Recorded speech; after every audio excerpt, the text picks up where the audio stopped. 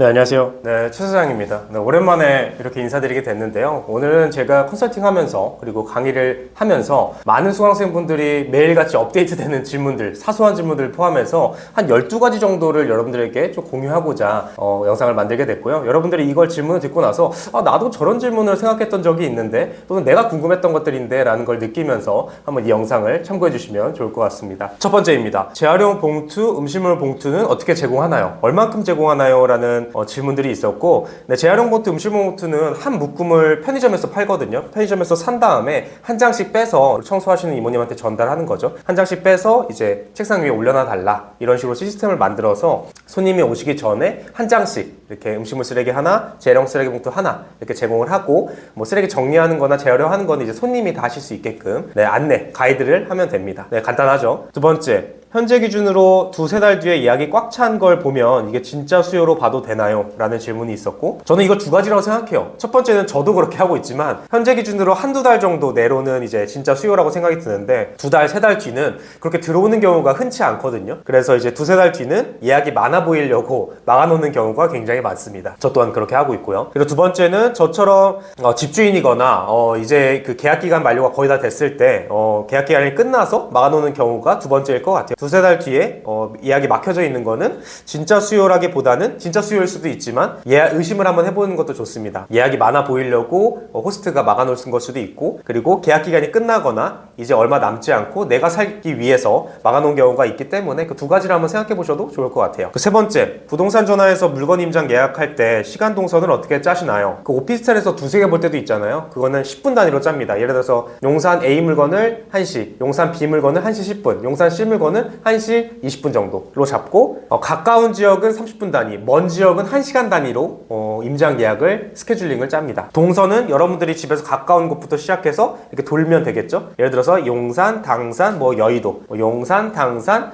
저쪽 위에 노원구, 이런 식으로 짜도 되고, 아니 반대로 노원구 갔다가 용산 갔다가 집 앞으로 가도 되고, 이건 여러분들이 편하게 동선을 짜면 될 것 같습니다. 그 수강생분들은 보통 몇 개씩 오픈을 하시나요? 라는 질문이 굉장히 많고, 보통 저랑 한 개 오점을 한 달 동안 고생하시면서 짜시면 한 평균적으로 2개에서 3개까지는 평균적으로 다 하시는 것 같고, 많이 하시게 되면 4개에서 5개 정도 하고 있는 것 같습니다. 입주 날짜는 언제로 해야 되나요? 저는 보통 일요일로 입주 날짜를 잡고요. 왜냐하면 금요일로 잡으면 우리가 금요일날 세팅을 다 하고 3, 3일때 승인을 올려도 그 다음 주 월요일날 이제 영업일날 승인이 되거든요. 그래서 그 월세 비용도 아까워서 그 시간을 아끼고자 저는 일요일날 세팅을 다 완료, 그날에 이제 물품들 다 보내놓고 가서 청소도 하고 세팅을 다 완료하고요. 그 다음에 세팅을 다 완료하고 3, 3일째에다 일요일날 올리면 다음날 월요일 한 15시 정도, 3시 정도에 이제 승인이 됩니다. 그래서 그러면 이제 월세 비용을 최소화하면서 우리 시간을 아낄 수 있기 때문에 저는 입주 날짜는 최대한 여러분 스케줄에 맞추면 되겠지만 웬만해서는 일요일로 저는 하고 있습니다. 계약서 쓸 때 특이사항이 있나요? 딱히 특이사항은 없고요. 네, 일반적으로 월세 계약하실 때와 마찬가지로 진행을 하시면 되고, 또 전대차 동의를 진행하시게 되면은 전대차 동의에 대한 특약사항을 거시면 됩니다. 7번째, 청소 이모님을 구해서 언제까지 청소가 완료되어야 하나요? 또는 입주 청소는 어떻게 해야 하나요? 네, 청소 이모님은 저희가 이제 계약서 쓰고 가계약금 다 걸고 계약서를 쓰잖아요. 계약서 쓰고 입주 날짜가 보통 1주에서 2주 정도, 또는 많게는 한 달 정도 입주 날짜가 생길 텐데, 그 날짜 동안 이제 청소 이모님을 이제 당근에서 구하는 거고, 구한 다음에 이제 저는 당근에서 구한 다음에 한 2명 정도 마음에 드시는 분 전화해가지고 실제로 그 오피스텔로 오게끔 하거든요. 오피스텔에 온 다음에 이제 얼굴 보고 실제로 약간 면접 아닌 면접 하면서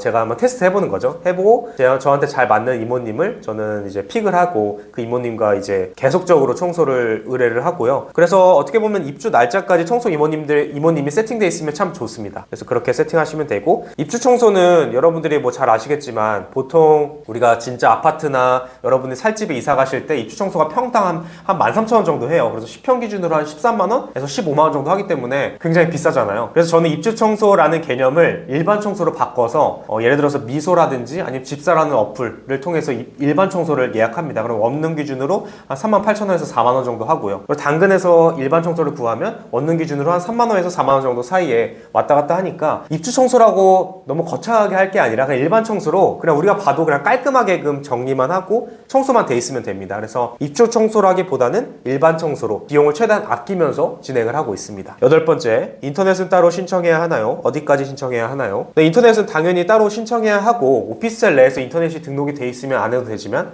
인터넷은 저희가 따로 신청을 해야 됩니다. 그래서 제가 소개해드리는 인터넷 통신사도 있고 또는 여러분들의 케이스별로 다르기 때문에 여러분들이 지원금을 가장 많이 받을 수 있는 통신사를 이용하시면 좋을 것 같고요. 어디까지 신청해야 하나요는 우리가 제일 중요한 거는 OTT를 볼 수 있게끔 해야 되고 그 다음에 와이파이가 되게끔 해야 됩니다. 근데 이제 우리가 통신사에서 보통 인터넷을 신청하면 이 두 가지는 무조건 되거든요. 그래서 요거 두 가지만 되면 크게 이상 없습니다. 그리고 9번째, 전기밥솥을 제공하나요? 네, 전기밥솥 제공 안 합니다. 네, 여러분들이 돈 쓰고 소모품에 돈 많이 들이는 거는 절대 안 합니다. 네, 우리는 최소한의 비용으로 이 단기 임대라는 사업을 진행하시면 됩니다. 10번째, 3, 4멘트에 올라와 있는 매물의 전용 면적과 실제 오피스텔 전용 면적이 다르게 기입되어 있는 게 있는데 왜 그런 걸까요? 네, 왜 그런 걸까요는 여러분이 답이 아실 것 같은데 3, 4멘트에 올릴 때 매물 이제 전용 면적을 기입할 수 있어요. 그것은 우리가 이제 수동으로 호스트가 기입하기 때문에 임의로 하기도 하고 그리고 매물 계약서상에 정확하게 할 때도 있지만 보통은 우리가 들어가는 게 10평 정도 기준이다 보니까 전용 면적을 10평 정도로 쓰고 엄청 좁은 것도 5평, 6평짜리 있잖아요. 그런 것들은 정확하게 기입을 하셔야겠죠. 그렇게 임의로 우리가 수동으로 기입이 가능하기 때문에 우리가 기입하는 것과 실제 면적이 다를 수도 있는데 우리는 대부분 이제 오피스의 기준이 보통 8, 9, 10 또는 아주 작은 것들은 5, 6평 정도이기 때문에 그 정도 기입해 놓으면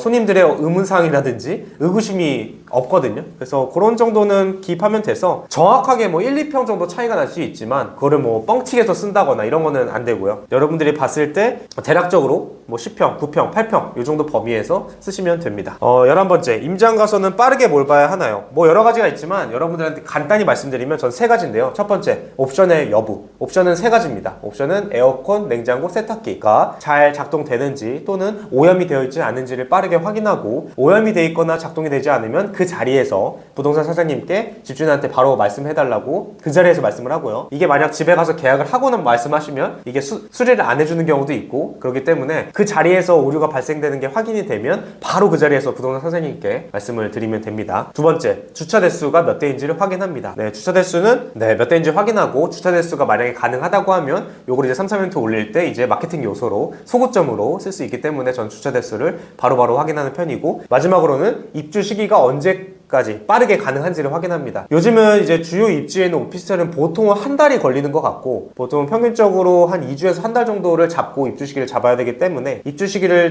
바로 물어보시고 우리의 스케줄에 맞춰서 최대한 빠르게 입주를 하시면 좋을 것 같습니다. 그래서 저는 임장 가서 빠르게 세 가지는 바로 필수적으로 물어보고 그 다음에 예를 들어서 전대차 동의라든지 그리고 뭐 보증금에 관련된 것들 얘를 말씀을 드리고 있습니다. 그래서 이 정도 앞에 세 가지만 보셔도 충분할 것 같습니다. 마지막으로 리뷰 작업도 해보신 적 있냐고 라는 질문을 좀 받아본 적이 있는데 리뷰 작업은 제가 에어비앤비 3개를 운영했을 때는 지인들 또는 제가 아이디를 여러 가지 바꾸면서 리뷰 작업을 한 5개 정도까지 만들어 놓고 진행을 했던 적이 많고요. 3, 4멘트에서는 뭐 한 번도 해본 적이 없습니다. 사실은 3, 4멘트에서 하지 않은 이유는 일단은 한 주 기간이 필요하기 때문에 수수료가 비싸고요. 우리가 한 주를 예약하고 나서 예약 뒤에 우리가 리뷰를 달아야 되잖아요. 근데 리뷰 작업을 하기에는 우리가 수수료를 제출해야 되기 때문에 그 수수료가 아깝습니다. 그래서 에어비앤비에서는 1박 기준이었기 때문에 제가 진행을 했지만 3, 4멘트에서는 리뷰 작업을 해본 적이 없습니다. 다만 여러분들이 리뷰가 필요하신 분이라면 그렇게 작업을 할 수도 있겠죠. 근데 저는 그렇게 하고 있지 않다를 말씀드리면 좋을 것 같습니다. 그래서 빠르게 한 12가지 정도 최근 한 달간 많은 수강생분들이 저한테 물어보셨던